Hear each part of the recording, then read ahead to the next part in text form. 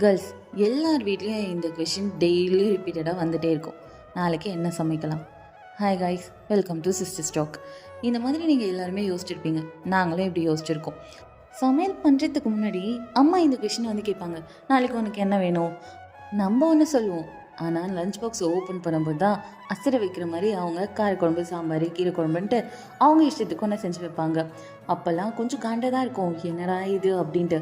But சமைக்க ஆரம்பித்ததுக்கப்புறம் தான் நாளைக்கு என்ன சமைக்கலாம் அப்படிங்கிறது எவ்வளோ பெரிய விஷயன்றதை தெரிஞ்சுக்கிட்டோம். அப்படி நாங்கள் யோசித்து சமைச்சது தான் இந்த சாம்பார் சாதம். ஹெல்த்தியாக சாப்பிட்ணும், வீட்டில் குக் பண்ணதை சாப்பிட்ணும். நம்ம சாப்பிட்ற சாப்பாடில் ப்ரோட்டீன் இருக்கணும், ஃபைபர் இருக்கணும், அப்புறம் கொஞ்சம் காப்ஸும் இருக்கணும். ஸோ இதெல்லாம் சேர்ந்தது தான் இந்த சாம்பார் சாதம். ஈஸியாக, சிம்பிளாக, எம்மியாக, அப்படியே ஹெல்த்தியாகவும். இதுக்கு பெருசாக சைட் டிஷ்லாம் தேவை கிடையாது.